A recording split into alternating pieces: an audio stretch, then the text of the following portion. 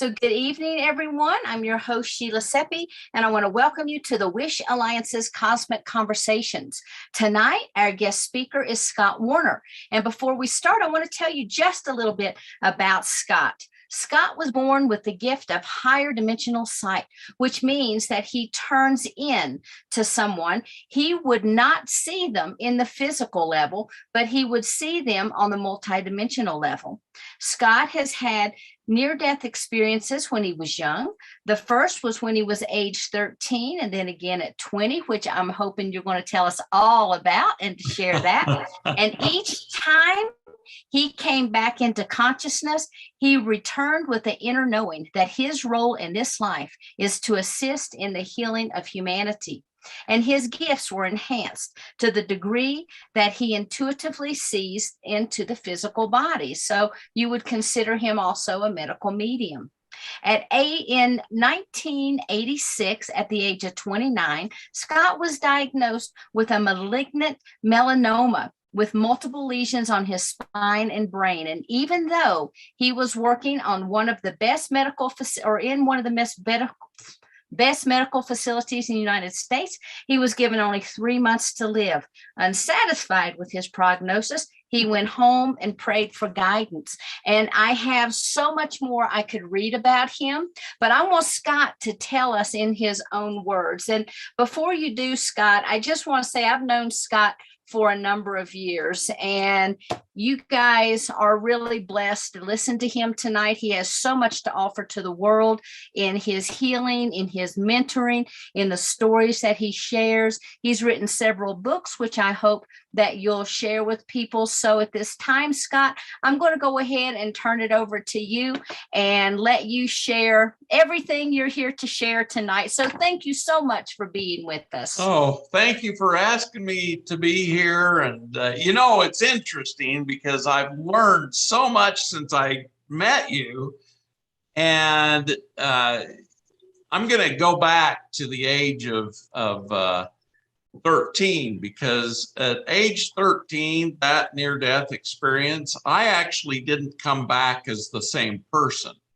And I was a walk-in.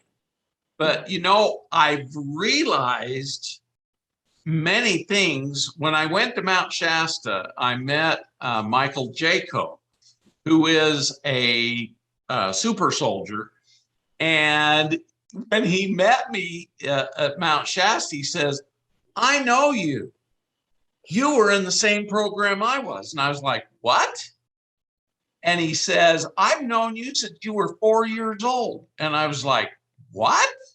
And then he had to explain to me all this stuff he knew about me.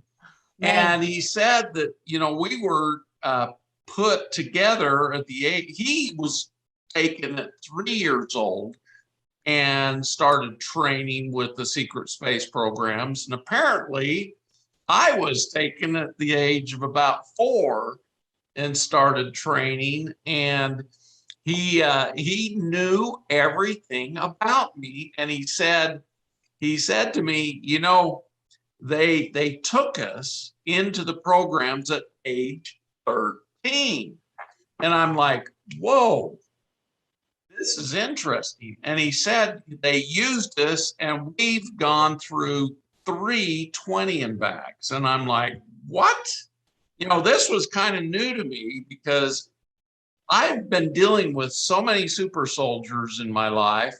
My first one went to Vietnam, and man, he was a 6'7" redheaded guy that was big and burly. And I helped him get over his fibromyalgia because he felt so much shame, blame, and guilt for killing so many people. He developed viral illnesses that caused fibromyalgia within his body. And, when we're vibrating in shame, blame, and guilt, we get viruses really easy. But anyway, I started thinking about all of the dreams I had as a kid. And I would have all these dreams that I was out fighting in the universe, fighting different beings, on different planets, all this stuff when I was a little kid. And I thought I just had a vivid mind. And when Michael Jaco told me about this, and started explaining what had happened to us, they brought us back, to the age of 13, and then we'd have to go back again. And so the age of 13 was my magic hotspot. And the very last time I got brought back in, I was so messed up that I wasn't a very good kid. And, I just didn't know quite what to do with myself because I had all these ideas, all this stuff going on in my body and in my brain that I didn't understand. And me and my friends, we went up to Bryan Head, and I found Bryan Head's a ski resort above Cedar City where I was growing up. And I get skiing down the hills, and I find 2/5 of whiskey, and I wake up 3 days later, a totally different person. And I say this because I didn't want to do bad things anymore. I didn't want to, smoke or drink or do any of those kind of things anymore because I wasn't the same person. And came later to find out I had a new soul come in that was a walk-in and changed me. And literally, that's why I don't even remember much of the Secret Space Soldier stuff, because when this new soul came in, it had not been through all this crap. But I was so drawn to take care of super soldiers. And I know that was that aspect of me that wanted to help them because I had been so messed up. And, it's fascinating because, we're all in this process of learning who we truly are. Mm-hmm. And, having that walk-in come in, I was very scholarly. I went from being a B and a C student to being a straight A student. And I made better friends. I made better decisions. And it totally shifted my life because of this walk-in. And it actually became a very good life because I always did the right thing. I was thinking about the right stuff. I was, even before, when I was under 13, I always wanted to be with girls and do the bad stuff with girls. But when I was 13, I didn't want to do anything like that. And in fact, the girls wanted me, but I didn't want to mess with them.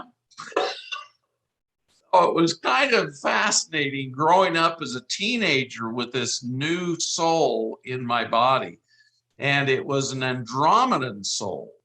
And by Andromedan, we all know Andromedans don't have sex. They aren't sexual. And that's what really kind of shocked me was, I enjoyed the companionship. I enjoyed going to dances. I enjoyed doing all the things, but I had no desire to go have sex. And so I thought that was strange. I thought I was really weird, but I was an Andromedan. So, we just weren't attracted to that sort of thing. And so when I went on an LDS mission, when I was at 19 years old, I was called to serve in Puerto Rico and South Florida.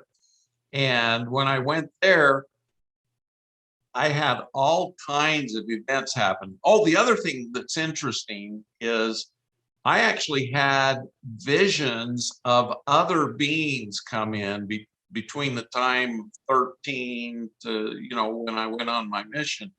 And I had an angel appear to me who told me to go ahead and join the Mormon church, but don't teach the doctrines of the church, just teach the gospel of Jesus. And so that's what I did. And even when I went on my mission, I didn't teach the teachings of the church. I taught the teachings of Jesus. And so it was fascinating to see how these things occurred. And now I have better understanding why I was such a naughty kid before age 13 And I was a better one. I drove my teachers nuts when I was in elementary.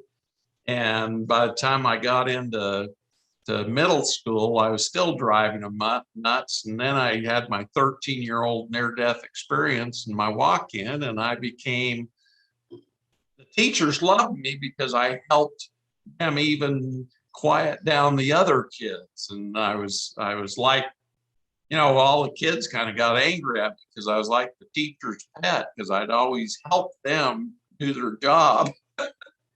And so, we learn these things. And, believe it or not, I didn't learn this until, it's been 3 weeks ago that I met Michael Jacob. And so it's like, holy cow, we're all evolving. We're all learning about ourselves. We're learning new things about ourselves, which didn't understand why we were the way we were. And now it's coming to us. So does anybody have any questions? Scott, do you want to tell them about your missions trip? What happened? Up at Mount Shasta? At age 20. Oh, I want you to tell that too. But at age 20.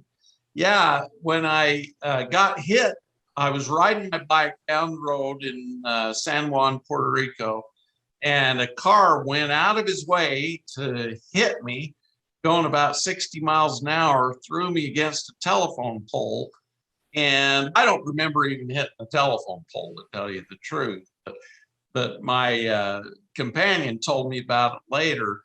I ended up laying on a gurney with a sheet over my head. I was like, what the heck? And so I threw the sheet off my head and scared the heck out of the nurses. They're like, oh, stop muerto, stop muerto. He was dead, he was dead. And I'm like, I'm not dead, estoy vivo, soy vivo, And it was interesting. They call up the doctor because they said, don't move, you got everything broken. And I'm standing up on the side of the gurney, and the doctor comes up and looks at me, goes, what the heck? And he re-examined me, and he asked me if he could take more x-rays. And he showed me the x-rays that I had when I had come in the hospital. I'd broken my right femur, my right humerus, and I was just boogered up something awful, and I had died. And so he had just, left me on the gurney and put a sheet over my head and went down to do the report on me. And so when he came back up and re-x-rayed me, he was like, es un milagro, it's a miracle that you're even alive. And it was interesting because, I was thinking about just becoming a seminary teacher, which is someone who just learns, all about the teachings of Jesus and the church, and then teaches them to the kids. And I knew that I was supposed to go to medical school. I knew that what I was supposed to do in my future.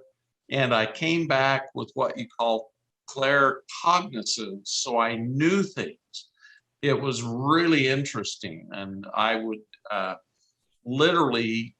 I would see somebody and I would know what was wrong with them. Or before I even went in a room when I was in medical school, I'd know what was wrong with people.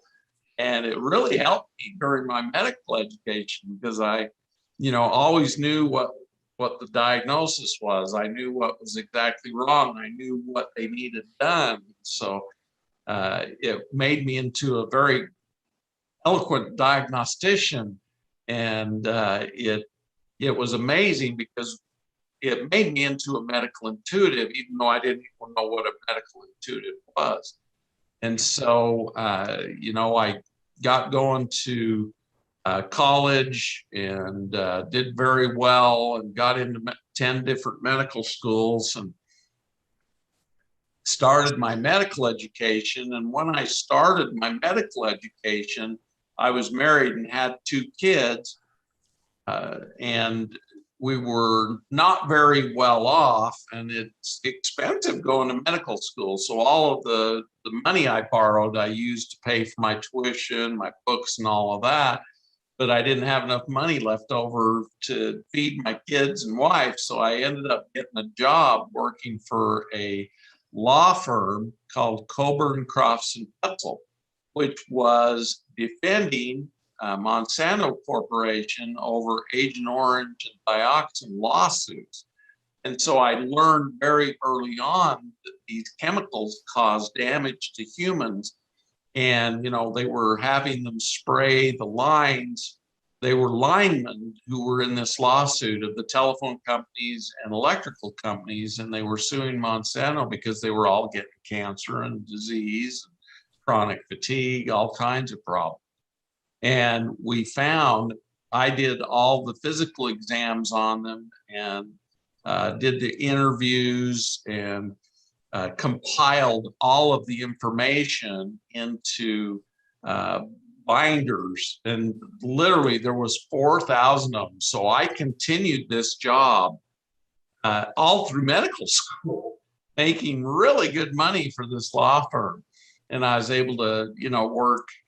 I worked about 25 hours a week just doing that. And so I was making about $50 an hour, and you can do the math. I was making really good money, and I was able to take really good care of my family.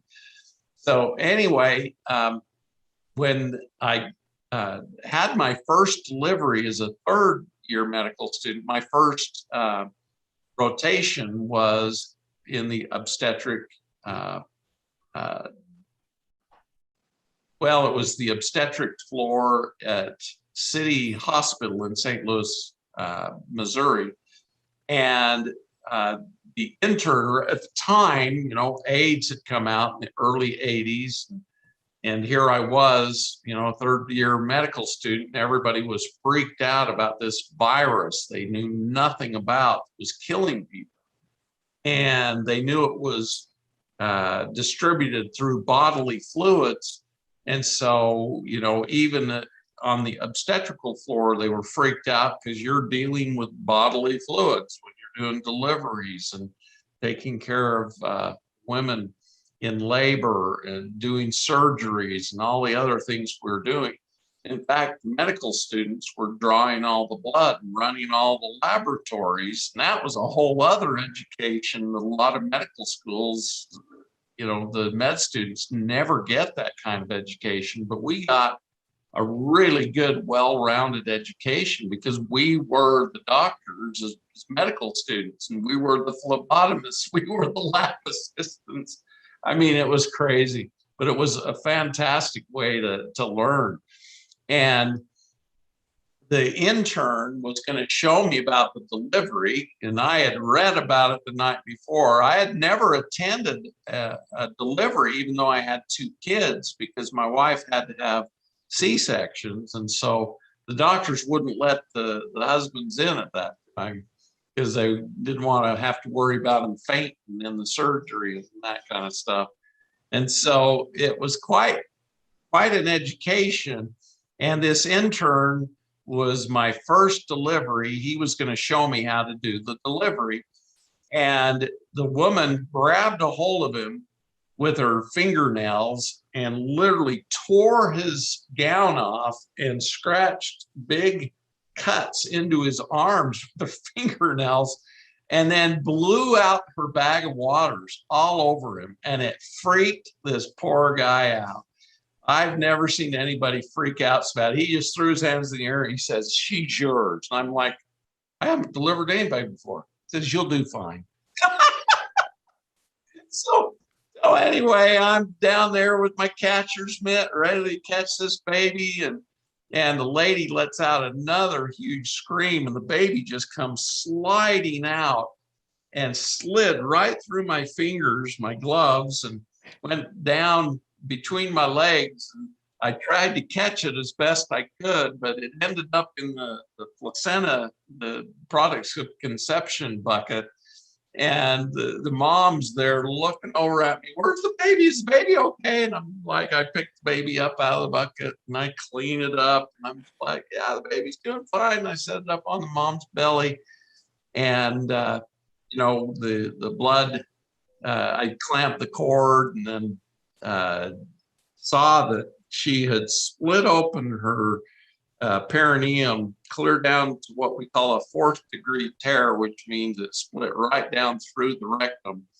And, I had kind of read about repairing this stuff the night before, but I'd never done it. But luckily, my grandmother taught me how to darn my socks and tie knots. And, I was a Boy Scout and learned how to tie knots. So I kind of knew how to sew, and I knew how to tie knots. And it took me 2 hours to sew her back up. And in the meantime, other women were delivering, and the intern just popped his head in and said, "Are you okay?" And I said, "She had a 4th degree." He says, "Oh, you'll fix it." And it was really an interesting experience. But what I found from that first experience, my first day on clinicals, was that, if I followed the light, if I followed my teachings and my knowledge, I would do the right thing. And I sewed her up good, and it took a long time, but I saw her back in the clinic 2 weeks later, and she had healed up really good. And everybody was really surprised because, here it was, my first delivery, and I didn't really know much of anything. But it's interesting because I tapped into knowledge that I had before. And, it's fascinating how we can do this in emergencies and in situations, because I totally enjoyed being a doctor and being put in precarious positions. And, I remember one time at St. Louis City Hospital, I was doing an ER. I was told to go down to the ER. This was another rotation. I think I was on internal medicine rotation. And I was down to get a patient down there. And a guy came in with a machine gun into the ER. And the doc next to me says, "Get out on the floor." And so I got out on the floor really quickly, and he started shooting up this guy that had been brought in for a gunshot wound and finished him off because they probably heard he was still alive. But that's the kind of excitement we had in St. Louis. It was an amazing place. We had training. It was like a combat zone a lot of times. And there was a lot of heroin addiction. There was a lot of prostitution. There was a lot of people just not doing the right things, and came to learn how to deal with these lower vibrations, these people who didn't know any better, weren't taught any better. And so it taught so much compassion for people who weren't brought up in a correct fashion. I felt very good because my parents were really good parents. I was kind of the hellion in the family. So until I was 13. And so what I came to find from Michael Jaco was brought all of the crap we'd been through back into our body when they brought us back. And I was 13 when they brought me back. And that's why I was such a naughty kid. He said, I brought all those trainings back with me that I had learned in the secret space program, and that the walk-in actually shifted my consciousness so much that I became a good person, a decent human being. And that's what we need to be. We need to be good, kind, loving, benevolent, compassionate human beings and assist others, because we don't know what their background is. We don't know what their childhood was or how they were or were not trained. And we cannot judge others, and we can't judge them against what we've been through. And we need to be more gentle and kind and loving. And that's so important right now. We need to use our God's love and incorporate God's love in. It was really interesting. Last November, I went down to a 5G conference down in Las Vegas. I was speaking 3 times, and I gave the first talk on the 24-strand DNA manifestation, and I'm going to talk a little bit about that. And then I gave a talk about Father Gabriel and the importance of helping the children grow up in better circumstances than what we're seeing currently. And then the third talk, I was told not to prepare anything. And it was really interesting. I was praying that night, okay, what am I supposed to talk about? And Jesus appeared to me. And this was the 6th time Jesus has appeared to me in my life. And he said to me, Scott, you're going to give a lecture about meditating in God's love and bringing God's love into your heart. And you breathe it in with God's love into your heart, and do it 3 times. As you breathe in, bring the love of God into your heart, and you hold it there and you release anything that isn't God's love. And then you breathe in again, bringing in God's love, release anything that isn't God's love, and then breathe in again. And then he said, go up in the throat chakra.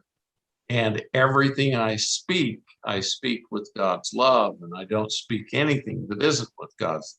And everything I hear with God's. Hear anything that isn't with God's love. And you do that 3 times. Then you go up into your third eye. All that I see is with God's love. And there's nothing that I see that isn't God's love. And do that 3 times. And then you go up into the mind. Everything I think about is about God's love. And there's nothing that I think about that isn't God's love. And do that 3 times. And then you go up into the mighty eye and presence. My mighty eye and presence always is in God's love, and I am in God's love. Do that 3 times. And then you go down into your solar plexus, and everything I feel with God's love. And nothing I feel that isn't God's love. You do that 3 times. Then you go down your creation center. Everything I create God's love. And there's nothing I create that isn't with God's love. Then you go down in root chakra with the earth, and I breathe it in, and everything that all my love is with the earth and with earth's love, God's love. Nothing that I have with the earth or the animals, or the plants, that isn't with God's love. Do that 3 times. And I went out and I taught it. And this super soldier that was at the conference, there was actually 6 of them there at the conference. I met all 6 of them. But the one I was most impressed with was he is a commander and flies an interstellar ship that's 2 miles long. And his name was, let me think here. I've met so many super soldiers, I have to get all their names straight. Johann Fritz was his name. And he said to me, Scott, I'm going to incorporate that meditation on my ship, because we need it. We're losing the war out there. He is a part of Solar Warden, which is the only not corporate military complex space force. And Solar Warden is the one trying to protect the Earth from all the bad guys. And they were actually losing up there. And so he said, we need something to help with our morale. And I think this is going to really help. So he started teaching all of his crew this meditation. And he telepathically communicated with me 3 months after he started. And he said, "You'll know it's me because you'll hear my voice in your head." And I heard his voice say, "Scott, thank you. We're starting to win. We anticipate where they're going to strike. We anticipate what they're going to shoot at us." And all this stuff because of God's love. They were being protected, and it enhanced their abilities so they would know how to do everything. And Michael Jaco talked about this in his talk, how when he learned to use God's love, and he actually spent 6 months on Venus, and Rob Potter's all about Venus because that's the place I speak at when I go to Mount Shasta. I speak at the Promise Revealed conference, and it was all about Venus. And they had Dr. Keller there talking about his books about he spent 3 months on Venus and wrote books about it. But Michael Jaco spent 6 months there learning about love. And he said it totally shifted his consciousness. He became a different person. In fact, I think Michael actually had a walk-in after being in Venus, because he says he was a totally different human being, because he was a super soldier. He was a killer. He was, this massive Hulk of a man. And when he came back from Venus, he was totally shifted in his consciousness. And so that love consciousness totally shifts us and changes us. And I'm very lucky to have been shifted and changed. I have no idea what would have become of me if I hadn't had a walk-in 13. No, I wouldn't have accomplished the good things that I'm trying to do now, that I've done throughout my life. Well, after 13 anyway. Any other questions? Yeah, Scott, can you tell them a little bit about what happened to you during your medical practice and also at Mount Shasta with Hercules? Oh, absolutely. In 1995, I started getting hit with the FDA. They were complaining because I got cancer at the age of 29, stage 4 malignant melanoma, and I cured it with herbs. It made me totally believe that herbs were good. And I wondered why we weren't taught to use herbs in medical school. And I came to find out, they don't make the system money because they can't do surgeries. They don't do chemo. They don't do radiation. And I was not doing any of that stuff. I was giving people herbs to get them well. And the FDA and CDC came after me because of what I was doing, because I wasn't making money for the hospital. And actually, the ones who complained was the hospital system here in Utah. Down in Arizona, they didn't care down there. Everybody was so busy, they didn't care. But up here in Utah, they wanted to make as much profit off the people as they could. And with me doing alternative medicine, I was having the hospital system lose about 10 to 20 million per year because I wasn't admitting patients and I wasn't using the hospital for everything. And I prayed to have the best herbalist on the planet come teach me about the herbs. And this guy showed up the next morning, and he said, "Scott, if you'll open a herb store in this room you have over here." I had a Medicare apparatus facility that was ran by another company that rented one of my rooms, and Medicare went through all these changes in 1996, and they moved out. And so I had this big empty room, empty space. And he says, "If you'll put a herb store in there, I'll teach you all about the herbs." And this guy was amazing. He went by the name of Steve Hennenfent, but I tell you, he knew more about herbs and humans and diseases than most medical people did. And he would tell me the origins and original stories, and he'd go into the past and use first person that, as he tell me about these herbs and what they were used for and how they came about. And anyway, so I started using more and more herbs, and the hospital system just got irritated, and they sent the FDA after me. And first they tried to get me for medical insurance fraud, and I beat them in court because I, was diagnosing people and using different modalities. But they made standards of care, and they actually passed a law where it was illegal for doctors not to practice outside the standard of care and charge insurance companies. And so they came after me, and they tried to prove I was committing fraud, but I wasn't. I beat them in civil court, and then they came after me in criminal court. And I thought that was double jeopardy, but I came to find out, the government can do whatever the heck they want.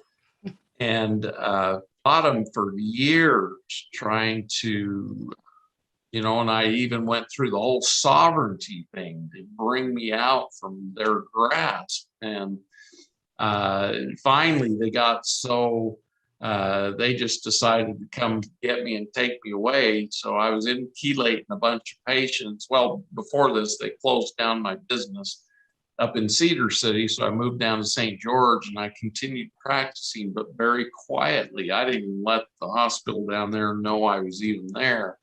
And I was very quietly taking care of people and just charging cash for everything.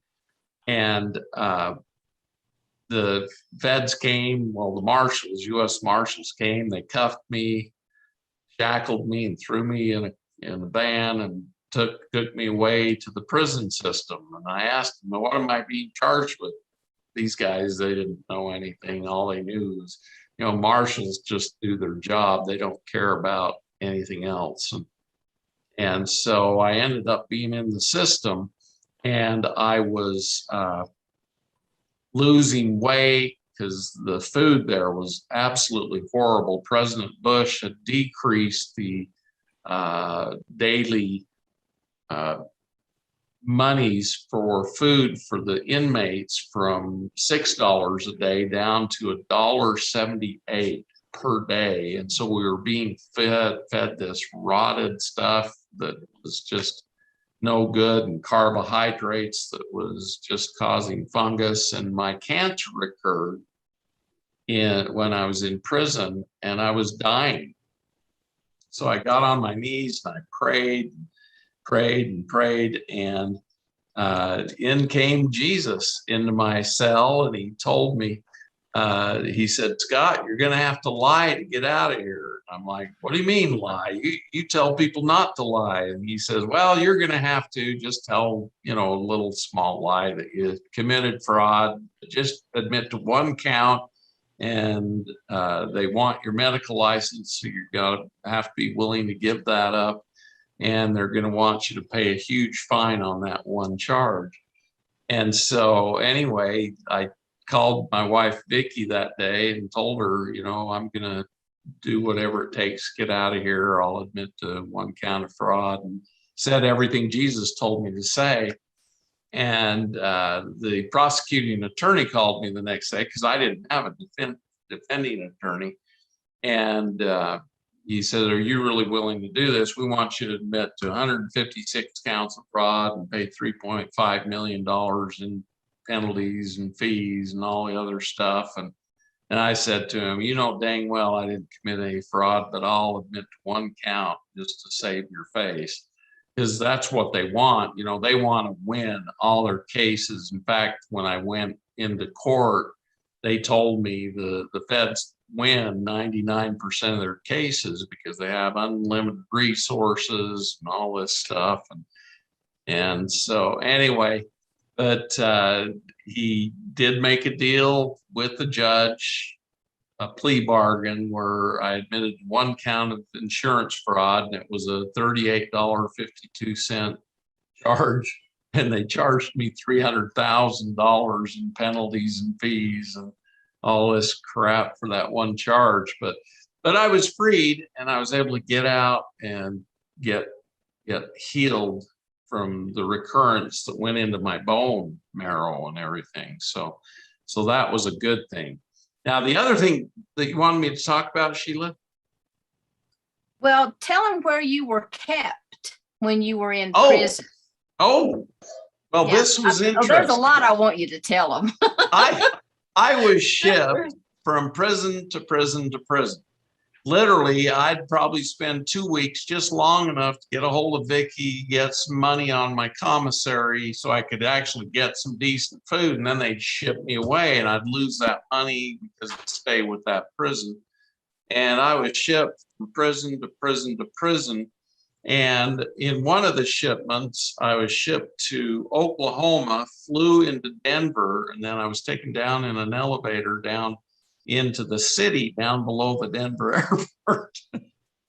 And came to find out this thing was huge. It's a complete city, and it's got transportation. In fact, it's got tunnels connecting other cities in the United States. They put us on one of these bullet trains that must have gone 700-800 miles an hour.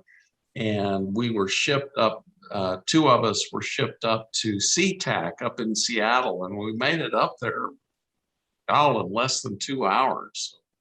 That was almost as fast as an airplane getting up there. Well, it was as fast as an airplane getting up there. But in all of these facilities, it's quite interesting. They're not what you would think they would be. You have people back in the 80s talking about Club Med, or Club Fed, they called it. And, they'd play golf, they'd play tennis, they'd have a good time. Boy, there wasn't a facility I went to that everybody wasn't miserable, couldn't do anything. The only exercise you could do was your own push-ups, sit-ups, and walking or running or in the area. And they didn't really like you running, so you just had to do a fast walk. And so it was, luckily I got out of there after 5 months and was able to rehabilitate myself and get back on parasite cleansing, antifungals, antivirals, and get the toxins out of my body. But anyway, after I got out, I didn't know quite what to do. And Saint Germain appeared to me. He says, I taught you all about the herbs. Open an herb store. And so that's what I did. I opened an herb store and started doing intuitive readings on people because I knew what was wrong with them and I knew what herbs to treat them with. And so that's how I got involved in that business in 2005. Then I've had so many experiences. This whole Egypt thing I'm doing currently, I'm doing the 12 initiations of the initiation temples, the same ones that Jesus went through when he was 9 to 12 years old. Down in Egypt, they have these temples that were built to build the spiritual knowledge of people. And they would teach them before and get them prepped. But the very first temple was the Sun Temple. And the Sun Temple is in the very south of Egypt.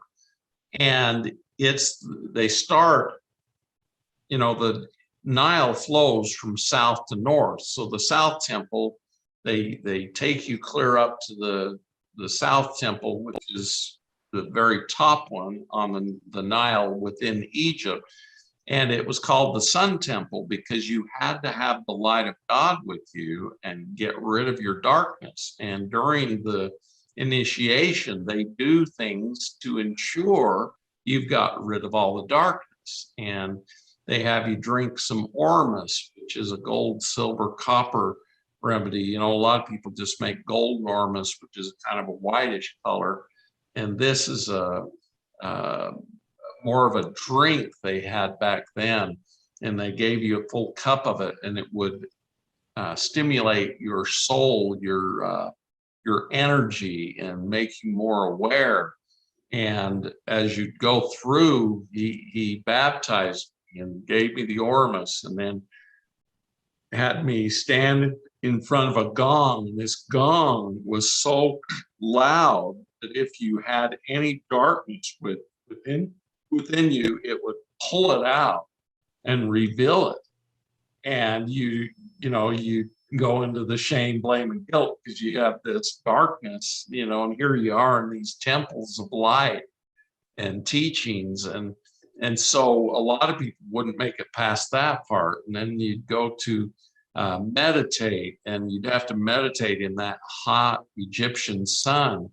And I had learned how to bring cooler air, going interdimensionally, and bring cooler air from the other dimensions in so that you'd stay cool. And then, so I passed that test. And then, because a lot of people, they get angry when they're out in the hot heat, and it fries them, and they become angry, and it reveals their darkness. And then they put us in a dark room, and usually all the dark things will come out when there's a dark room. And I just visualized the light and love of God during that whole event and was able to pass that. But anyway, it's interesting because Vicky's doing past life regressions on me, taking me back to when I actually went through these initiation temples back 4,000 years ago. And that's the luck I have. I was put with Vicky because she's the best companion for me, because she does these past life regressions after Dolores Cannon's fashion. And I've learned so much through going through past life regressions, because she loves regressing me, because she asks all her questions when I'm under it too. So she can get answers to her own stuff. But it's been interesting because each week she's taken me to the next temple, and the next one was the Moon Temple, and then the Underworld Temple. And tonight I talked about the Air Temple. And all of these temples, some of them still exist in Egypt, but they're old and artifact. But the Air Temple, they actually built the Temple of Horus right next to it, and they used some of the stuff from the Air Temple to build the Temple of Horus, which was it was sad but it wasn't a very immaculate temple. It was an air temple, so it was open to all the air, and it did have columns around it. But fascinating stuff. And but me and Vicky took a trip to Egypt in 2008, and it was fascinating because when we went in these temples, I could feel the energy. I knew I'd been there sometime in the past, and I loved Egypt. I just fell in love with Egypt. And we got to the Great Pyramids, the last part of our trip, and went into the King's Chamber, and I did toning in there, and everybody joined in with the ooh, ah, all of the sounds of God. And we got so energized that when we went out, we started running around the temples because we just were so energized. We had to get our energy out. And then I remember the lady was sick on a bus, and on our bus that we came on.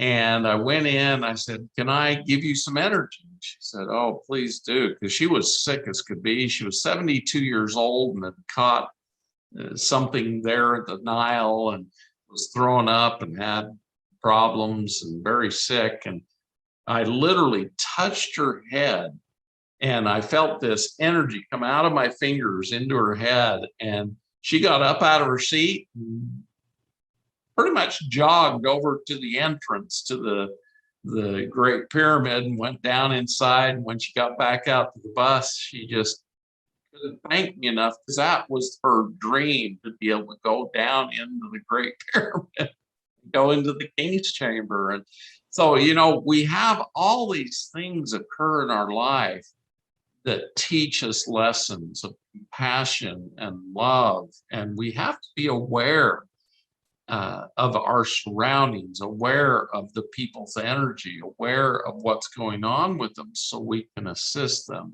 help them, and create good energy around them. This lady's still she's still happy as can be, and she's still alive. And this has been 2008, so she'd be in her mid 80s now. But it's interesting how we have these things occur, and we are here to learn these lessons. We're here to learn about God's love and use God's love in everything in our life. Because if we create anything outside of God's love, it's not going to be perfect. It's not going to be from God.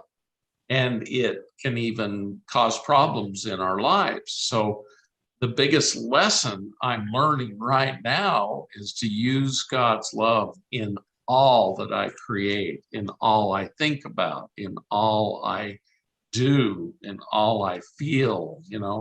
It's so important that we learn this in this life, because that's what will get us on the path of the ascension. Because the ascension is all about moving into the higher dimension of the fifth dimension.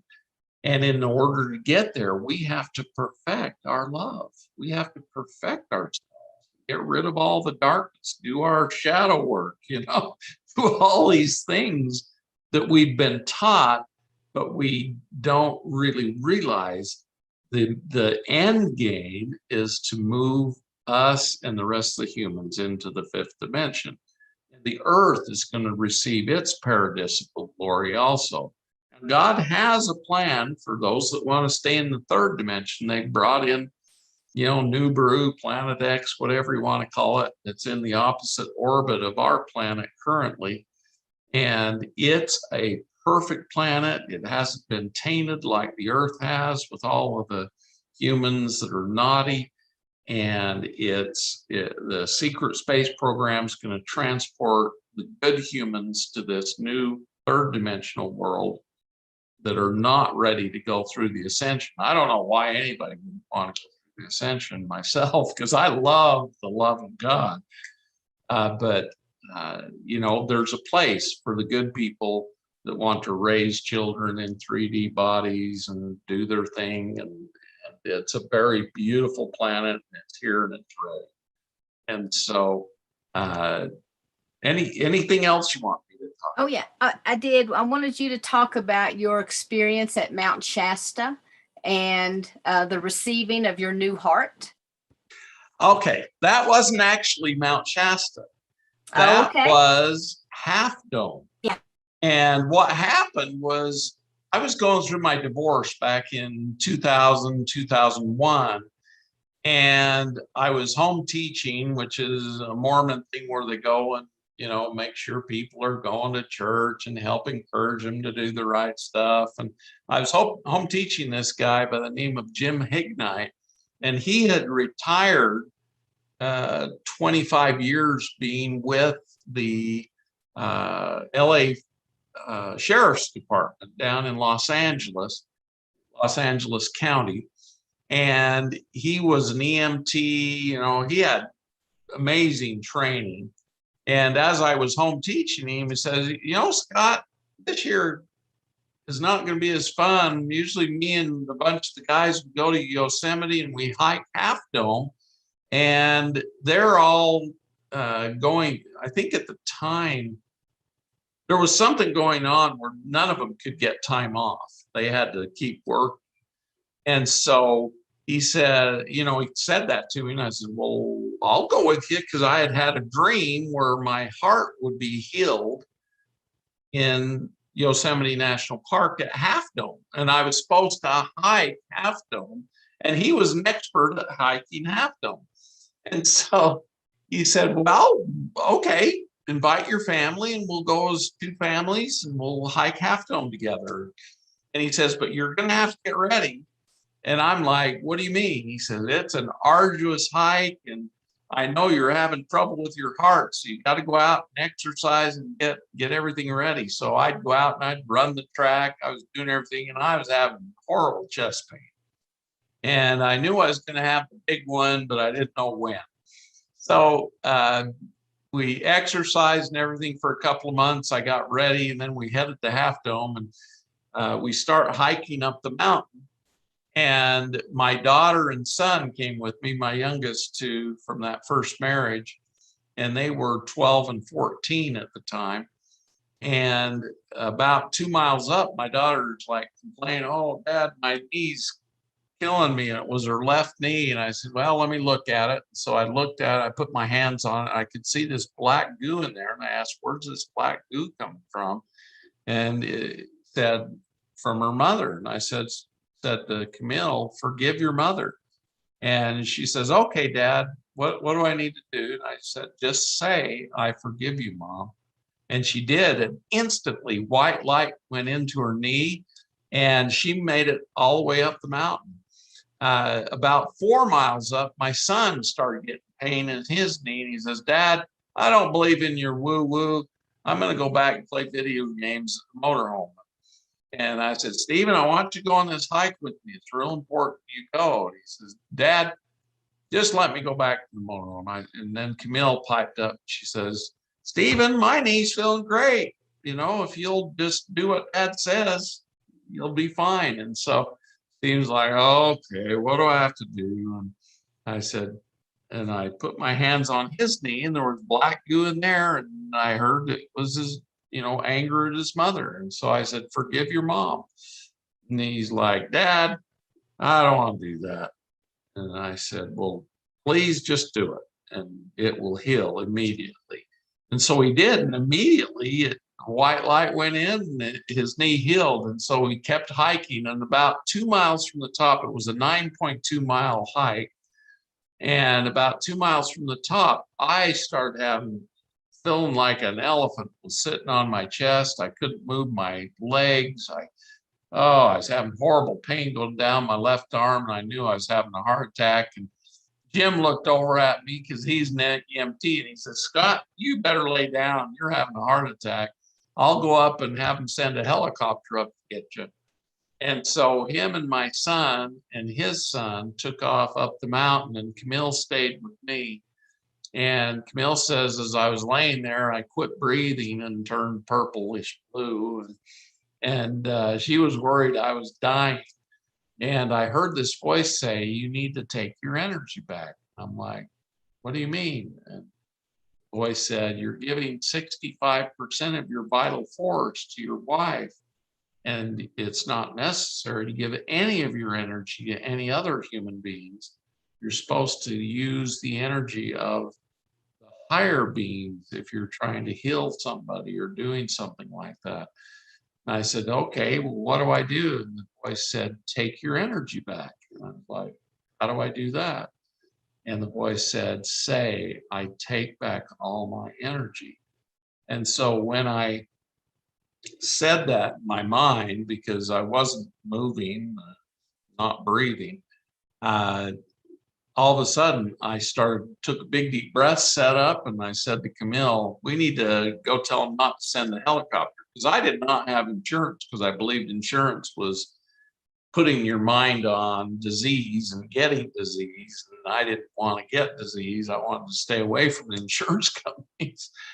So anyway, we started running up the mountain. I had more energy than I'd had in 20 years. And it's interesting because I'd been married to my wife for 23 and a half years at the time. And I literally ran up and I grabbed at the top.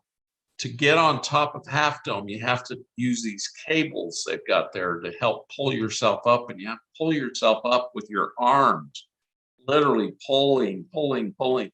And I was going so fast, all the people in the background were going, "Look at that guy go! Let's get him going!" And so they gave me encouragement, and that even made me go faster, And I had so much energy; it was crazy. And I get almost to the top. My friend's coming down. He says, "Scott, how the heck did you get up here?" And I said, "Go tell him I don't need a helicopter. I'm fine." And he was like shaking his head. I got on top, and he was over talking to the ranger. I went over and I said, "I'm fine. Don't send the helicopter." And had my picture taken up on top of Half Dome. But I came to find out that the Elohim uh, Amazonia and Hercules have a sanctuary inside Half Dome. You know, they live in the rock in a higher dimension. And when I found that out, it was amazing because I just thanked them. And they ended up showing up to me and telling me, you know, we're actually not in charge of the heart chakra. We're we're in charge of the blue flame of the voice, but we did give you a new heart. And, you know, it was amazing. I haven't had chest pain in 20 years now, which is amazing. And my heart, whenever I go see a cardiologist, which I don't do, I only did it way back in 2014. I went to a cardiologist. He said, "You got the heart of a 20-year-old." I was like, cool, cool. He couldn't believe it, you know, because he thought he'd find pathology and all kinds of stuff. But does that answer that story? Oh, you're muted. Unmute yourself. There you go. Yeah. There's several Ross has his hand raised, and I know he's got a couple questions for you. And we have some other people who have asked questions that I'll go back through in the chat. So let me go ahead, Ross. Thank you. Yes, thank you very much for sharing all the information. So I am really impressed. I'm really impressed. Wow, Scott, you are amazing person. Resonates a lot of the information that you are sharing. So one question I kind of have, it's since you have the Andromedan soul consciousness, and you are really have an expert in what Master Jesus has been teaching and you know about him. Do you know any insight or any information from the Andromedan perspective you can tell us, you know, about Master Jesus and his relationship to maybe to the Galactic Council or the Andromedan Council?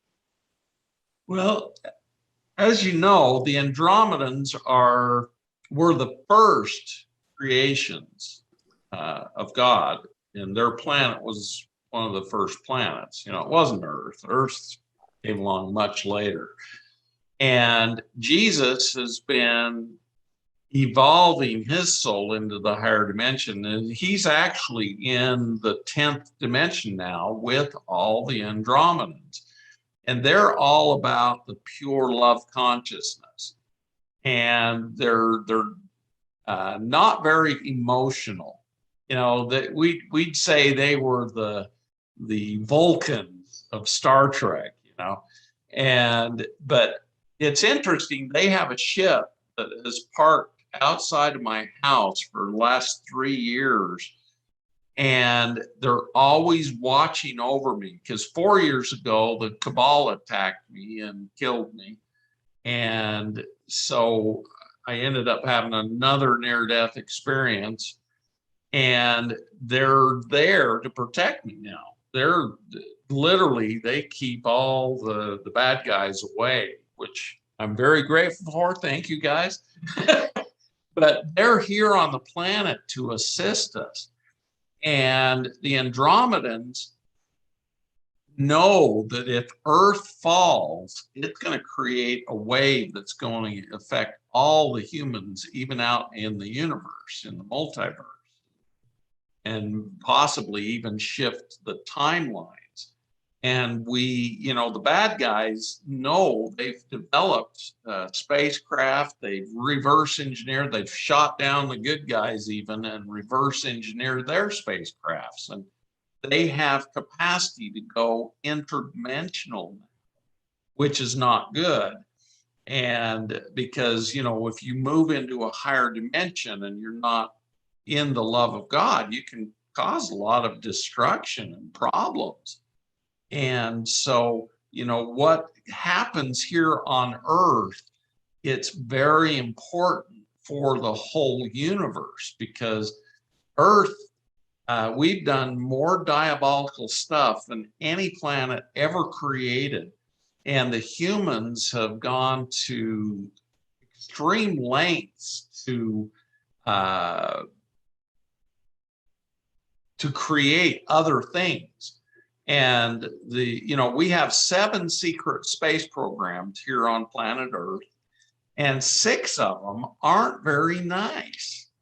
And, there's only one that is actually following God's commandments. The rest of them are just out there profiteering and selling humans and doing all kinds of stuff that isn't in the laws of God. It's not in the laws of the universe. And they're creating this energy that's going out into the universe, creating problems with the whole universe. And so what happens with us humans is very vital for the whole universe. And so we've got a lot of walk-ins coming in trying to help the situation so that we don't shift all the timelines. Now, luckily, we're at the point where God wins. They have this looking glass technology where they could see the outcome of their actions, the bad guys. And they're trying to win at all costs. They don't care. They don't care if they kill off the planet. They just want to win. And now when they're looking through the looking glass technology, there's no scenario they can do to alter what God planned for this planet, which is a good sign, which means we're going to go through the ascension process and everything's going to be good. So just know, even all of these viruses that have been altered, and the latest virus that they're injecting into people that's going to cause transhumanist agenda, it's not going to make it. We're going to be able to stop, and we're going to be able to heal all the humans who've undergone this and bring them back into being good humans and giving them the choice, God's choice, whether to stay in the 3rd dimension or go into the higher dimension.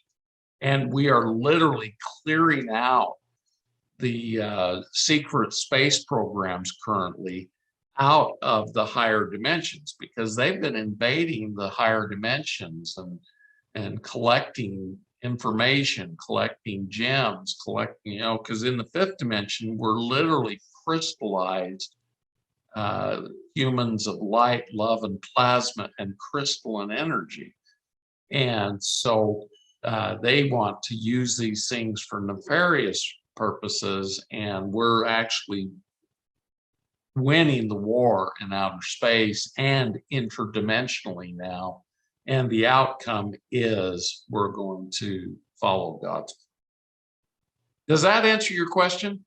Yes, sir. Thank you. Thank you very much. Appreciate it. You're welcome. Anybody else have a question? Oh, go ahead. Yeah. Sorry, we have. I will take one from Monty. He wanted to know, and or please let me know if I'm understand this correct. It's, what do you think that's going on in the world right now? And I'm not sure if you want to clarify that, but just overall, Scott, what do you think is going on in the world right now? Well, right now, it is a transhumanist agenda with the dark side. They want to kill 7 billion of us off, and those that survive, they're actually injecting graphene oxide, which is the black goo they use in these secret space forces to mind control and download stuff into people. And the graphene oxide can self-replicate and become transistors, transponders, receivers, and hook up to the nervous system of the humans it's in, and they can control you through the 5G. And that's what the transhumanist agenda is. The humans who don't die, they want to be able to control just like robots. And so that's the war that's going on right now. And that's why they're out there telling you to take these experimental vaccines and telling you, oh, they're fine. and all this stuff. But if you look at the inserts inside the vaccine boxes, they're blank. There's nothing on them because they're, as an experiment, they're not required to tell you anything except it's experimental. And now they're trying to tell us, everyone, you've all got to take it or you're not going to have any freedoms or rights or anything. And, you know, it's all a part of an agenda to turn humanity into something it was never meant to be. That's just it in a nutshell, to tell you the truth. Thanks, Scott. Cindy, you got your hand up? Yeah. Oh, there I am. First of all, Scott, I just want to say thank you for this phenomenal presentation and sharing so much of your story. But not only that, but validating, you know, what I see happening, but making it so that there's hope and that there's, you know, an end and there's something to look forward to, and it's not going to go in the wrong direction, that it's going to get better, because it's, you know, pretty eerie, scary the way things are going with these crazy mandates and people doing things against their will. And well, yeah, I mean, you've said it all and then some, but I most of all wanted to thank you so much for the hope and bringing us to know that really God's plan, you know, it does work and it does bring us back. And thank you. Just thank you. The bottom of my heart, thank you. Well, you're welcome. And, you know, there's many out there teaching the same thing I am teaching. You know, David Wilcock knows about all this stuff, and you know, many of the secret space program guys that are getting their minds back, their memories back, they're wonderful people. I mean, they've been through hell and back. And, you know, to have them speaking at enlightenment conferences is to me proof that we are winning and that everything is in God's hands. And God is love. And thank goodness for the love of God, because we all need it more than ever right now in our hearts, our minds, and our souls. And we need it to teach us what we haven't learned, you know. I mean, literally, our poor parents started going through stuff, you know, all these wars and things. And our grandparents were going through wars, and, you know, they kept control over humans through the fear and the warmongering and all of the just horrific things that have been going on. And now it's time to focus on the love of God and on the good things that are going to happen. And, you know, I have no doubt in my mind that we are going to go through the Ascension. And so that's why I'm teaching about the Ascension, to help people know about it and create it in their life. And once we get enough humans, we only need 144 million to be in 51% in the Ascension process. And the rest will follow through the 100th monkey, because there's 7 billion humans off of the planet Earth. There's 7.4 billion here. So 1% is 144 million. Wow. You know, the 144 shows up in all kinds of stuff in the Bible and in sacred teachings, all kinds of things. And there was 144,000 ascended beings who've come back and come, you know, vibrationally. It's very difficult to come back into this lower vibration, but they came back to help. And they're here, they're helping us. The Arcturians are here, you know, the Pleiadians are here, the good ones. And we've gotten all of the others out of here. I mean, from what I understand, once we cleared Mount Shasta of the reptilians that invaded there, they were going to go invade Venus, because there's a portal in Mount Shasta that goes straight to Venus. That's why the Telos loved being in there. They were forced out about 6 months ago. And we cleared Mount Shasta this last month and got all of the, it was interesting what happened, because Saint Germain literally said, talk to the leader, and if he does not comply, you need to put him in a cylinder of light with the seal of Solomon and the 72 names of God. And we ended up having to do that. And we confined him. And then we told the other reptilians there, it's time to go back to the love of God. And immediately 32 of them, they peeled off the darkness around them and became these beautiful beings of light. And they headed up to the heaven. And the others started seeing this happening, and within 3 hours, all of the other 1,000 reptilians there at Mount Shasta went to the light. And it was so fabulous because the mountain started to shine violet. It was so beautiful, and all the fires stopped. This was the first year, a lot of the geologists thought that Mount Shasta was going to become an active volcano, because it became so hot with the reptilians in there that all the glaciers melted. And that hasn't happened in 60 years. But once that happened, the rain started coming back and the fires got put out. It was, it was just, it was absolutely beautiful. And, be a part of that was amazing. And I'm just trying to be in the right place at the right time where the ascended beings tell me to be. And that's what we all need to do. We all need to get that relationship with these ascended masters, because we're going to ascend and be with them. And we need to get to know them. So it's a very important thing to do. Immense thank you. Immense thank you.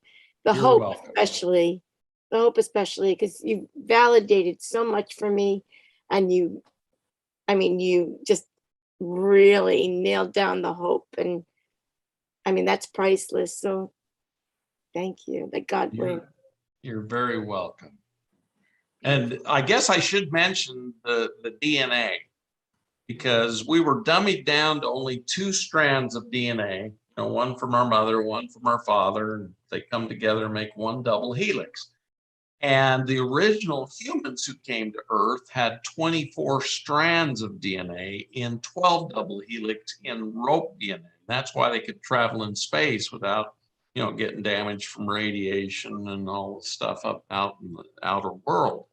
But Saint Germain brought a divine invocation to us so that we can create perfected DNA back into our bodies and get rid of the DNA that's been messed with by the viruses, the toxins, and everything else.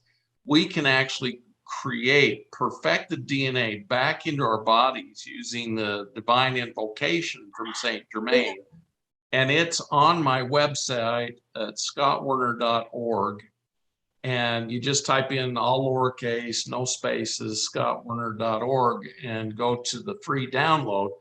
And if you send me your email, I'll send you the decrees for putting my world in divine order, which is decrees for protection surrounding us. And then I'll send you the archangels that I used to download the 24 strand DNA. Archangels Jophiel, Zaphkiel, and Uriel are the angels that help us create the DNA.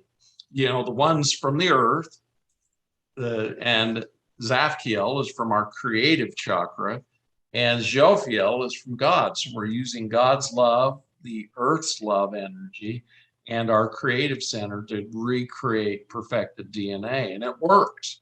Everybody I've taught it to who's done it, they have been amazed at how it raises their vibration, it raises their intellect, it raises their consciousness.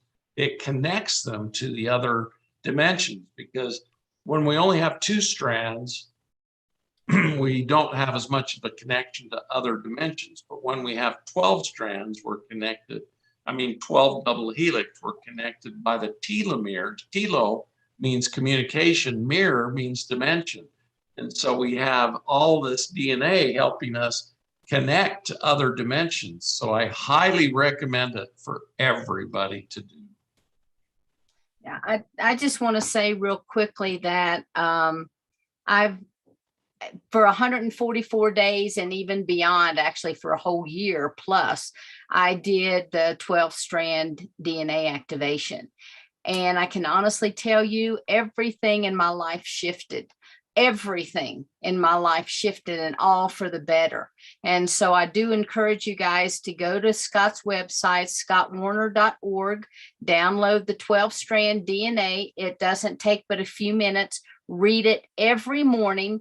And I'm going to tell you, I guarantee you, your life will change. It was amazing. It does change. It does. And the next step is to do the 48 strands, which perfects you for the 4th dimension. Then do 96 strands, and it perfects you for the 5th dimension. So you're ready for your ascension. Beautiful. Thank you, Scott. Thank you, Cindy. Thank you. Let's see. Thank you for bringing Scott to our meeting. And thank you, Scott, for this enormously amazing presentation. And, bringing back God and letting us know God wins. Yeah. Yep. God wins. God wins. Woohoo! Woohoo! I've got a couple other things, Scott, I want to mention and ask about, but Susie, you have your hand up. Sorry. I am so sorry I didn't dress up for y'all tonight, but I can't put the camera on. But Scott, first, Sheila, thank you for bringing Scott. But Scott, I have been like doing spirituality balls to the wall for 52 years now. And I'm telling you, you are a breath of fresh air. I am so much more encouraged. And I wasn't going to come tonight. And my guide said, you have got to listen to Scott. And I am so glad that I did. And I want to connect with you. I don't have any questions because you answered so many things for me tonight. And I am so grateful. Well, if it weren't for Saint Germain and Jesus and all these ascended masters. Now I got one thing. If you will pray for me, I want my prayers to be as effective as yours. If I pray to Jesus, I want him to show up. Because I know I want what your effectiveness. Look at his white folks. They're all smiling. I tell you, you don't want the low lows I was in prior to him coming. I promise I'll match you lows. So I know that the highs are there. Have faith and believe and ask and ask and ask until they show up. I started doing mentoring with people 3 years ago because of Saint Germain. And of the 18 people I mentored, 9 of them had ascended beings show up and talk to them and teach them, because I taught them it's persistence. We have to ask and ask and ask. When I was asking about all the toxins, the chemicals, the viruses that were infusing into us and affecting our food, affecting everything about us, I literally prayed for 6 solid months without getting an answer. And finally, Saint Germain showed up with the 24 strand DNA manifestation as to resolve that issue. And so just what persists will start to exist. Okay, I take that on my heart. My favorite book is by one of I studied with a master, and his book was Persistence, Persistence, Persistence. So I promise I will persist. But oh my God, but you are so amazing, and we're so grateful. Thank you. Well, I wouldn't be amazing if it hadn't have been for those beautiful beings in the higher dimensions. I'm just a lowly earthling, and believe me, if I hadn't been a walk-in, a good soul, I wouldn't have been able to do what I've done. So just know that we just need to bring that love of God in and obey the commandments and do what's right and be kind, be loving, do selfless service. That's what it's all about. And that brings the godliness into you, and you receive visitations and information and all kinds of stuff. Thank you, sir. God bless. You're welcome. Thank you, Susie. Okay. Thank you. Scott, there's a question about, you mentioned the cabal. They want to know more about, you said the cabal killed you and you had a near death. Yeah, Can you share that? the cabal is the bad guys that have made all these plans for planet Earth and all the humans on planet Earth, including their deaths. That is the cabal. They are the evil ones. Most of them are possessed and have been possessed, and their souls left a long time ago, which is sad. But they're the naughty ones, I call them. And when they Ashtar came to me in 2017, and he said, Scott, a human needs to depossess Kim Jong-un because he's going to start World War III. And I said, okay. And I looked and I saw there was 40 demons that were inside Kim Jong-un, who was the leader of North Korea. And Ashtar says, you know, it does carry risks, but are you willing to do it? And my twin flame I'd met, her name, oh God, it's been a while. But anyway, that doesn't matter. She actually was the one that saw Ashtar, but she couldn't understand him. And since I have the gift of close audience, I tuned in and I heard him talking, and so we decided we'd clear out these demons out of Kim Jong-un because Saint Germain had taught me how to do it. And so I started putting all these demons in cylinders of light with the seal of Solomon, and finally got all 40 of them sealed up. And you seal them up with the seal of Solomon with the 72 names of God until they accept the redemption of God or the love of God, which is the same thing, basically. And it keeps them there until they accept God as their Redeemer or as God's love, and then they are able to come out. But anyway, I came home after doing that. I was really tired, and Vicki was up to a conference in Salt Lake.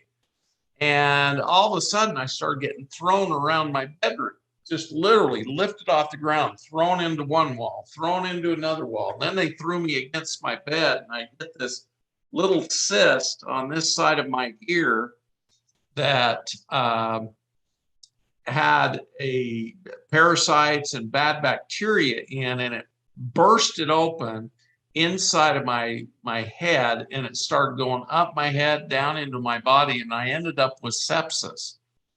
And I drove myself to the hospital because I knew I was dying. And you know, I asked all the ascended beings to help me, but there was a lesson I was supposed to learn going through this too. There's always lessons to learn. And I ended up being on the roof above my body, and my heart was still beating fine because that was given to me by the Elohim, Hercules and Amazonia, and it was beating just fine. And the doctors couldn't believe it, you know, but my mind had left and my soul had left my body. And there was these 5 beings up on the ceiling, and they said, you need to come with us. And they looked like gray aliens, you know, kind of spindly looking with big eyes, but they were golden. And I looked at them and I go, you know, I'm not supposed to go to next dimension without Jesus or my family, somebody I know. And I said, I don't know you. Who are you? And they wouldn't tell me. And all of a sudden, Vicky walked into the room, my wife, and I saw her future pass before me if I didn't go back into my body. And then my two daughters walked in, who were 10 and 12 at the time. And I saw their lives if I didn't get back in my body. So I decided right then and there, I'm going to go back in my body. And these aliens heard me think that. And they said, oh, you don't want to go in that body. That body's dead. And I was like, nope, I'm going back in. So I came back down through the cord, the silver cord, went through, and I went back in my body. And sure enough, I was in so much pain, and I had multiple organ failure. My glands had failed, my adrenals, my thyroid wasn't working at all, and my pancreas had stopped functioning. So I had type 1 diabetes at the age of 60. And ended up, having to heal. But the neat thing about all of this is, even though I was dead, I knew how to regenerate my organs. And so I started doing that. And over the last 4 years, I've been revamping my body, revamping my system, using the love of God. And to tell you the truth, the love of God has been the biggest thing that has helped me create a more perfected body. And with the teaching of the air temple tonight, that's what we have to do. We have to create everything we do with the pure love of God. And we can't do that without bringing the love of God into us, because we don't even really know what the love of God is until we bring it into our bodies, into our souls, into our minds, into our throats, into our creative center. And then we can create things with purity and with the pure love of God. And that's perfection. And that's what we need to do. And so that's what the cabal is. And believe me or not, I had to ho'oponopono everybody in the cabal. And do all of you know what ho'oponopono is? It's the saying, I love you. I'm sorry what happened between us, and I forgive you, and I forgive myself for any part I had in it. And I am grateful for the experience. You know how hard it is to be grateful for people who kill you? But I've actually done it with the love of God. Because when you get the love of God, you love everybody, even the bad folks. And you forgive them, and you know that, the only thing that's going to help all of us is getting into that pure love of God, because with that, we can create whatever we desire. Saint Germain talks all the time about telepathy, and I learned telepathy when I was in the secret space forces and all that stuff. So, telepathy is more powerful actually than speaking, because they think it's coming from their own brain because they're hearing it in their brain. And so, when they get that telepathic communication, they believe it's coming from themselves, and they listen to it better, which is amazing. So communicate telepathically. Everybody you see, tell them you love them and that you want them to come back into the light and the truth, because that's what God has given us, is the light, the truth. Any other questions? Oh, you're muted again, Sheila. Yes, there are some questions. And so, Carol, you've had your hand up if you want to go ahead and unmute. Okay, thank you, Sheila. And thank you so much, Scott, from the bottom of my heart. Right, you've just confirmed. I can relate so much. I mean, what a life you've had.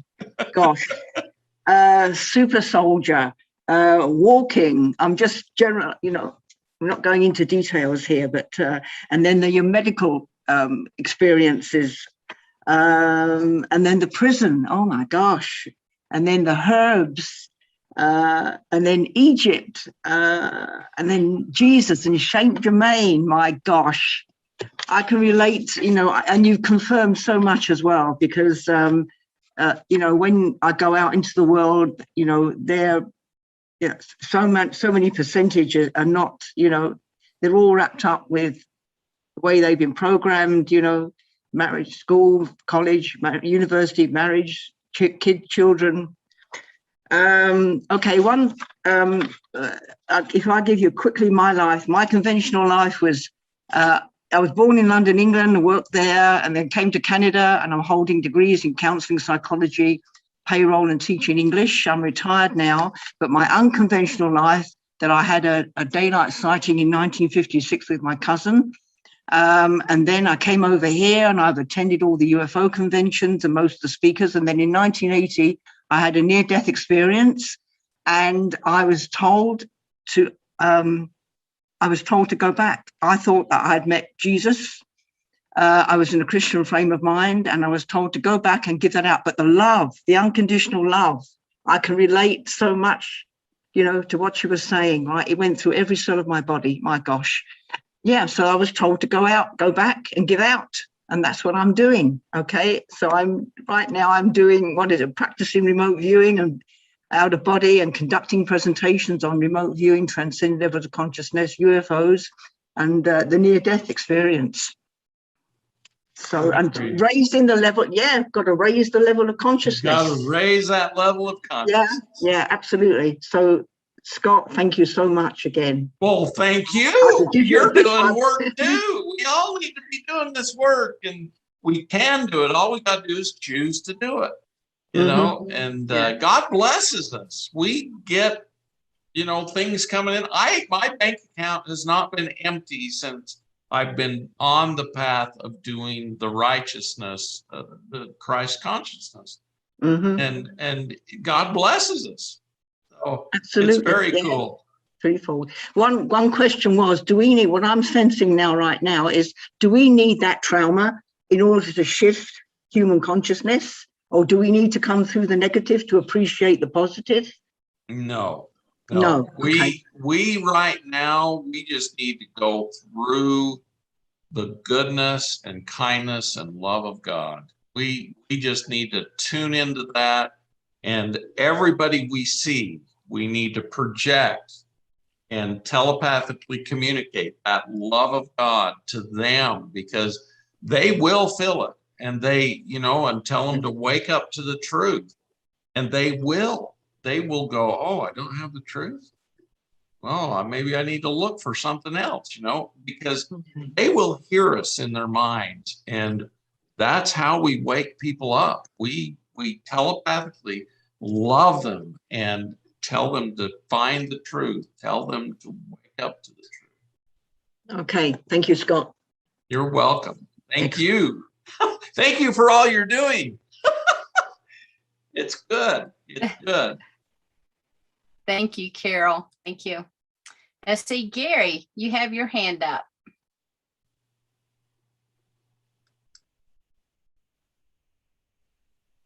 Where'd Gary go? I don't know. He's on there somewhere. Yeah, you've met Gary. He'll be back. Let's go ahead and go to Laura. Go ahead, Laura. Hi, Scott. Thank you so much. This has been the most exciting meeting I've been to in a long time. I wanted to tell you, I do have a Arcturian connection. I've been told 3 times. I have a future self that's Arcturian, and I believe her name is Athena, not the warring one, but her name's Athena. Just thought that was curious. I'm a contactee as well. A lot of experiences.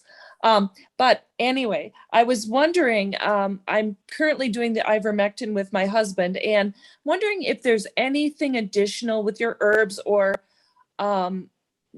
vibrational therapy. I know that certain hertz helps break down COVID. Is there anything else we could be doing for ourselves as well as others around us?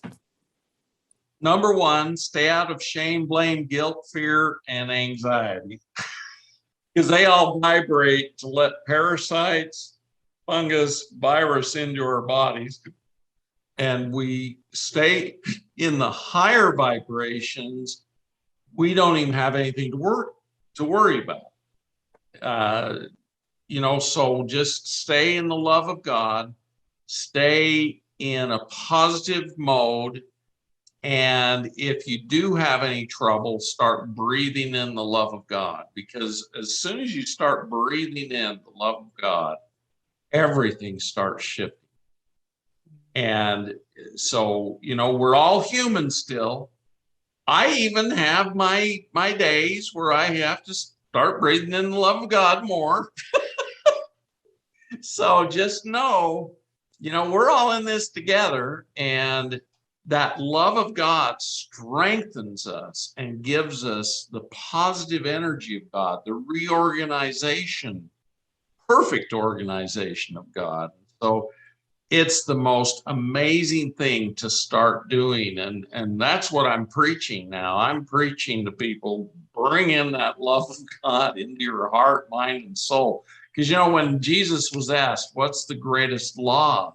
He said, thou shalt love the Lord thy God with all thy heart, mind, and soul. And the second is like unto it, love thy neighbor as thyself.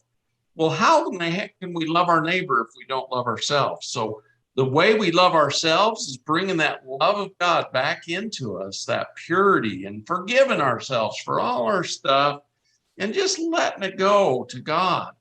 And as we do that, we raise our vibration and we're able to help others even more. And so, just keep bringing that love of God into you, and you're going to be just fine. Thank you. Thank you. You're welcome. Thank you, Laura. Let's see. Do we have any other hands raised? Gary, are you back with us?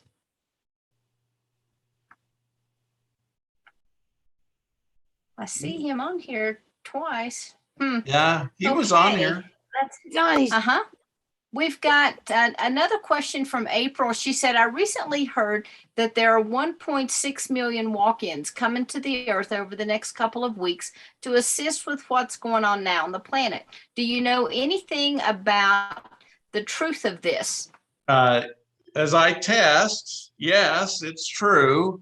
And I heard it in my head too. And the reason why there are so many non-humans here, and some of them aren't the best, and they need to be replaced. And so, yes, that is a true statement. 1.6 million. Wow, we're all going to be walk-ins pretty soon.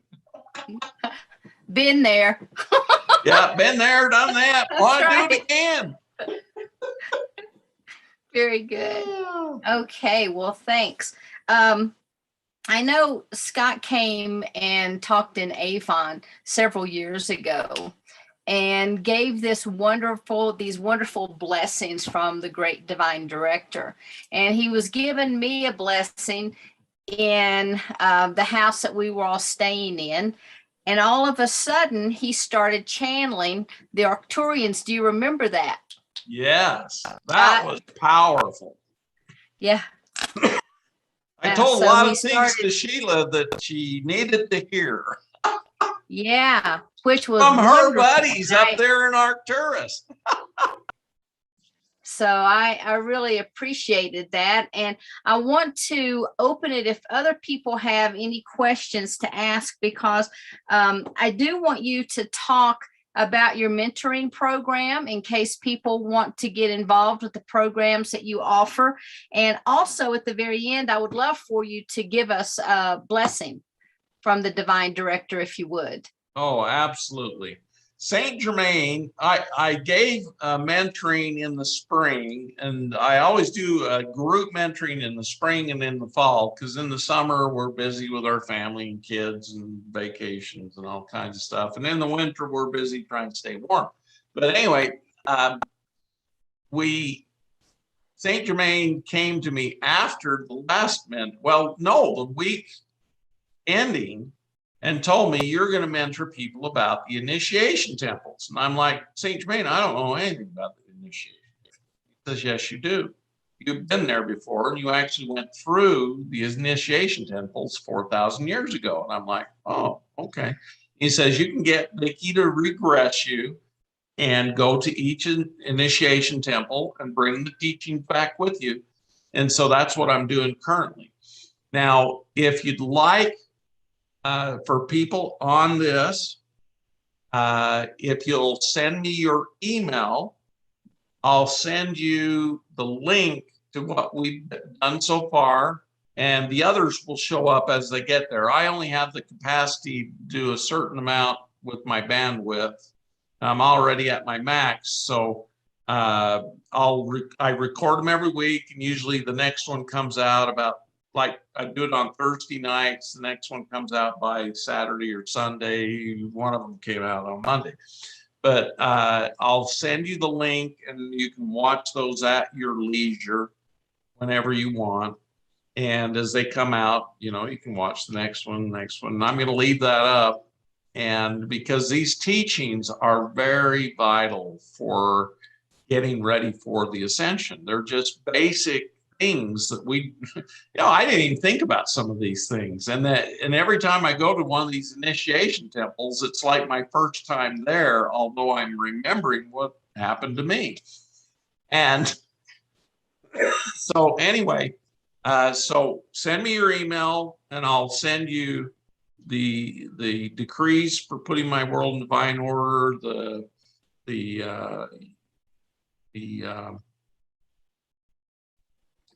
my email is scott.healthlongevity.inc@gmail.com. And just send me a request, and I'll put you on the list, and we will send you the mentoring. Saint Germain wants me to get this information out to everybody. And you know, he also wants me to make a living, but I'm not going to charge, you know, basically people donate when they sign up, but I want everybody to get this information because it's really good stuff, and it's vitally important. But the main thing, you know, bring the love of God into your hearts, minds, and souls, so you can love yourself, and then you can go out and love your neighbor. And we're all, you know, he was also asked by that same Pharisee, who's our neighbor? And, you know, currently we're in communication with everybody on the world, so everybody's our neighbor.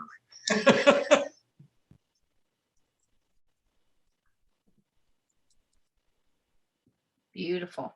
Thank you very much. Okay, I'm going to open real quick for final questions. Does anyone have any final questions or comments at all?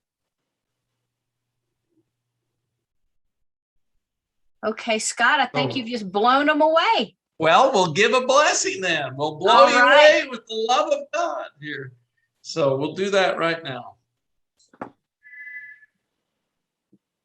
In the name of the Almighty, I am that I am, the creator of the omniverse, and by direction of the great divine director, the Holy Spirit of God, to bless all the humans on and off planet Earth. We give you all a blessing.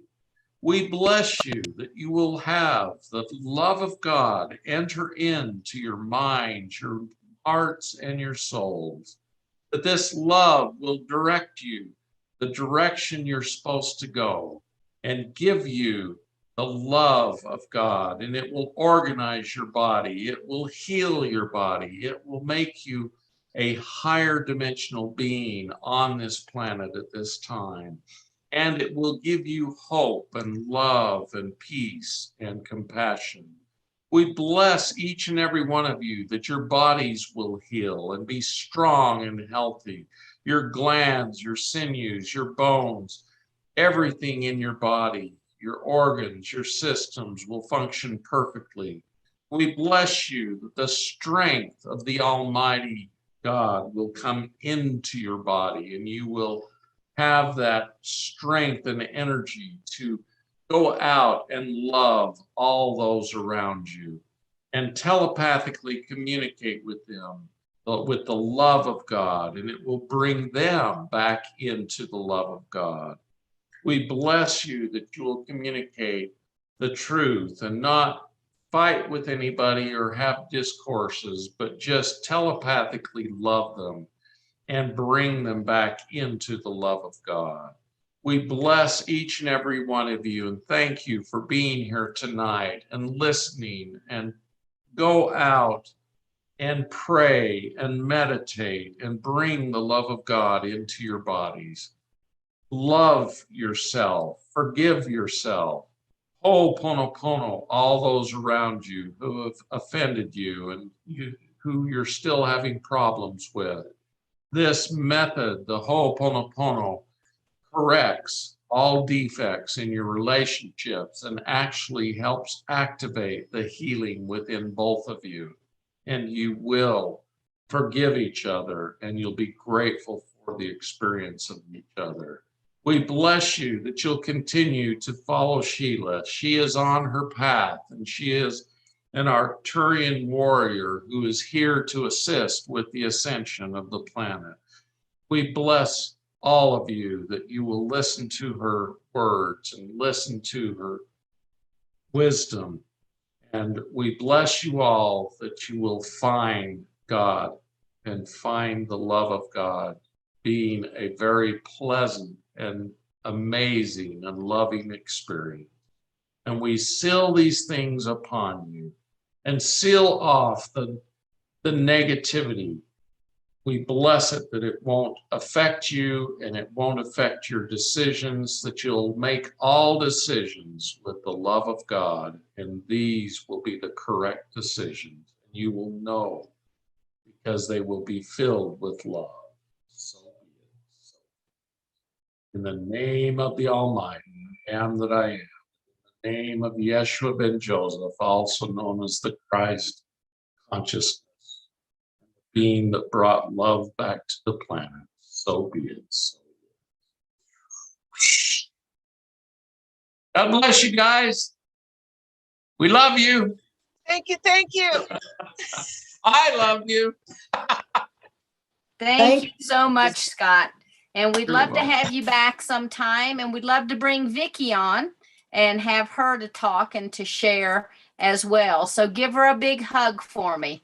I certainly will. And thank you, thank you, thank You you. know, I just Bye-bye. got I just Sleep gotta with the say- angels. I just got to say, don't leave yet, Scott. I just got to tell you, if I was asked before today who I'd like to be marooned on a desert island with, it was going to be Cindy, but now I think it would be you. You know? Oh, you'd probably get bored with all my stories after a couple of days. Oh, so- believe me, you can ask anybody on this call. I wouldn't get bored. Listen, Oh, well, parties join God us. bless you all, and hopefully we'll be able to go to the Everybody, islands again, next so we week we've can got Jody telepathically Sirota. communicate Yeah. with Hawaii. I know the Manhattan Island. That's the island I'd like to be marooned with you on. Ah! We've got Jody Sirota next week, one of my dearest, dearest friends. A heart of pure gold, a very powerful interdimensional channel, wonderful teacher, great soul. You talk about the love of God, man, she's got it in spades, right? I'm sorry I can't show you what I look like. I broke one of my bridges yesterday on a lamb chop, 40 years. I took a lamb chop. So I look like one of these feral cannibals that you see wandering around the Smoky Mountains. But God, But we still love you. thank you so and- much again. And Yes, we God bless do you all. love you.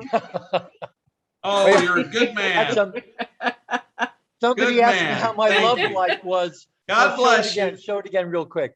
Someone asked me how my love life was, and I said, can't complain. Can't complain. Complaining doesn't do a dang bit of good anyway. Scott, Hey, amazing. God bless you. Hope to And, see you and again. Thank God you, bless Scott. all of us. And I'll see you soon. Bye-bye, Great. Randy. Thank you. you. Good night, Sheila. Scott. Good night. Thank you all so much. Thanks everyone for Sheila, being bringing here. Scott. Thank you Yeah. so much. He was amazing. Yeah. Amazing. Got it. Amazing. The best we've had yet. Yes, yes, Excuse yes. me? So glad you enjoyed him. Excuse me? So don't forget. Thank you, Sheila. Please. Oh, thank you, Joe. And Yeah. Good don't night, forget everybody. to check out Right. all the Portal to Ascension events coming up. Yeah. Yes, thank yes, you yes. immensely. Yes. Thank you Thanks. guys. Good to see you Cindy, all. Thank you. That was great. I thought I was the Bye-bye, bye-bye. best. Bye, Phil. Thank you. Love you. I Thank thought you, I was Sheila. the Love you, Lodi. best. I love you. Love you too. Good night, everyone. Thank you so much for coming. Look Thank forward you. to seeing you next week. Yeah, thank you, Sheila. Bye, Thank everybody. you. Excellent, excellent. Thank you. Thanks, Sheila. Thank Appreciate you. it. Awesome. Phil. Really enjoyed it. Thank you. Good night. Luck, everybody.